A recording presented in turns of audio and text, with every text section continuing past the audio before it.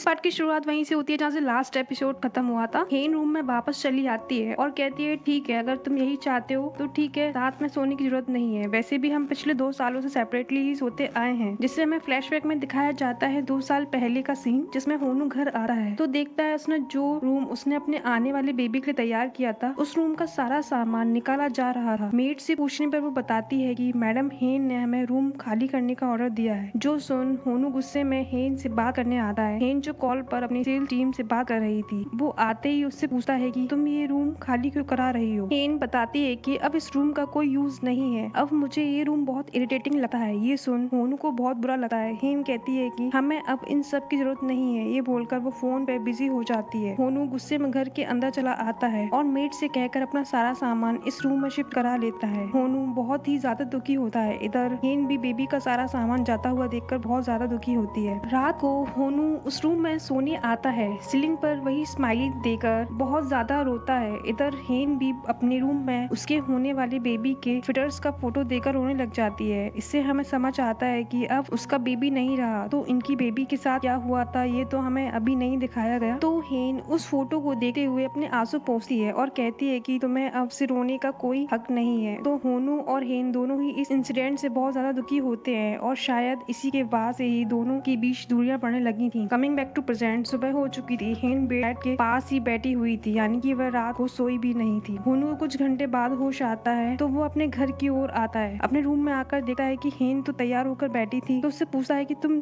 जल्दी उठ गई। हेन पूछती है कि क्या मुझे देखकर लगता है कि मैं सोई थी या नहीं। होनू बोलता है कि क्या तुम बिल्कुल नहीं सोई। तो हेन कहती है इससे तुम्हें क्या फर्क पड़ता है। ये बोलकर वो बाहर चली आती है। तो थोड़ी देर बाद हेन और होनू शहर जाने के लिए निकलते हैं, तो सब लोग उन्हें गुड बाय कहने आते हैं। वहीं पर सॉन्ग की मॉम भी आ गई थी, जो होनू को देखकर पहचान जाती हैं। तो वो उसे अपना ख्याल रखने के लिए कहती हैं। मिस्टर बिग सॉन्ग से अपनी मॉम को अंदर ले जाने के लिए कहते हैं, पर इससे पहले ही सॉन्ग की मॉम होनू से कह देती हैं कि डिवोर्स बड़ी बात नहीं है, मुझे भी डिवोर्स चाहिए था। जब मौका था तब मुझे डिवोर्स ले लेना चाहिए था। डिवोर्स की बात सुनकर हेन के साथ बाकी सब लोग भी हैरान रह गए थे। मिशन यांते को इशारा करने लग जाती है ताकि वो सॉन्ग की मॉम को यहाँ से अंदर ले जाएं। एंड सिचुएशन संभालते हुए कहती है कि इनका दिमाग फिर से खराब हो गया है, सॉन्ग इन्हें अंदर लेकर जाओ। तभी फिर से उनकी मेमोरी चली जाती है और मिस्टर बे को उनका हस्बैंड समझने लगती हैं। तो सॉन्ग उन्हें जल्दी से अंदर ले जाता है। हेन जो इन सब के बारे में सोच ही रही थी, सॉन्ग की मॉम की कंडीशन देखकर उसे बिलीव होने लगता है कि उनका दिमाग सही नहीं है और कुछ गड़बड़ हो जाए इससे पहले मिशन हेन को कार के अंदर बैठाने जाती है और उसे बताती है कि ये हमारी पड़ोसी है जिनका दिमाग थोड़ा खिसका हुआ है। होनू की मॉम हेन को कुछ नाशपाती देती हैं और उसे अपने तबीयत का ख्याल रखने के लिए कहती हैं। सब लोग उसे गुड बाय कहते हैं। होनू तो हेन से नजरें चुरा रहा था। डरते हुए वो कार में बैठ जाता है और दोनों सियोल के लिए निकल जाते हैं। उनके जाने के बाद मिशन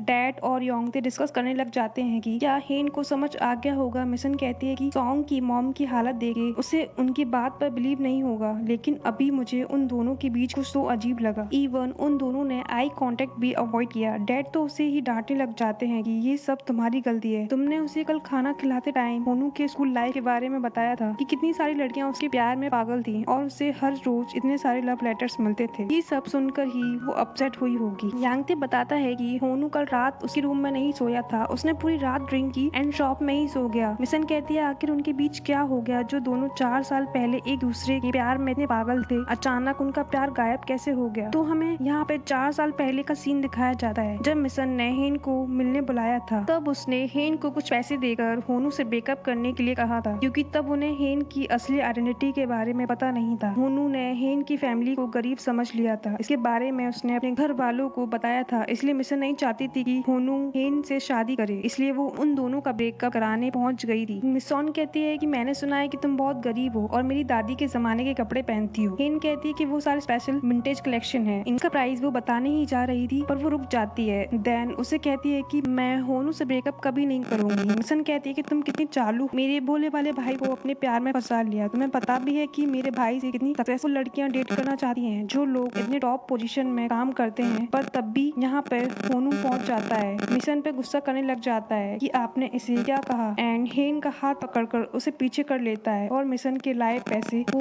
पटक कर कहता है कि आप ये ड्रामा देखना बंद करो। दो ऐसे पैसे देकर ब्रेकअप करवाना ड्रामास में ही होता है, बस इस लड़की से तुम्हारा पीछे छुड़वाना चाहती थी। हेन कहती है ड्रामास में तो काफी ज्यादा पैसे देते हैं, ये तो बस चिल्लर है। मिशन कहती है मैं तो तो बस इस लड़की से तुम्हारा पीछा छुड़ाना चाहती थी और वैसे भी मुझे पता है कि ये लड़की तुम्हारी टाइप की नहीं है। जो सुन हेन उससे अपना हाथ छुड़ाते हुए पूछती है कि अच्छा मिस्टर होनू की टाइप कैसी है। मिसन बताती है कि होनू को सॉफ्ट एंड प्योर लड़की पसंद है जो तुम्हारे जितने नखरे नहीं करती और जिसे प्रोटेक्शन की जरूरत हो। हेन होनू की ओर घूरने लगती है। होनू से बताता है कि हाई स्कूल में मुझे ऐसी लड़की पसंद थी पर अभी मैं जिस लड़की से प्यार करता हूँ वो सिर्फ तुम हो, इसलिए किसी की बकवास सुनने की जरूरत नहीं है। ये बोलकर उसका हाथ पकड़कर वो उसे ले जाता है। जाते हुए हेन तो वो भी पैसे उठा लेती है। ये देखकर मिशन हैरान रह गई थी। कमिंग बैक टू प्रेजेंट तीनों सोचने लग जाते हैं कि आखिर इनके बीच ऐसा क्या हुआ। तो पार्ट का एंड यही होता है। तो मिलते हैं नेक्स्ट एपिसोड में। अगर आपको ये वीडियो पसंद आती है तो प्लीज लाइक करें, नया है तो चैनल पर सब्सक्राइब करें and hit the bell icon. जब तक के लिए गुड बाय।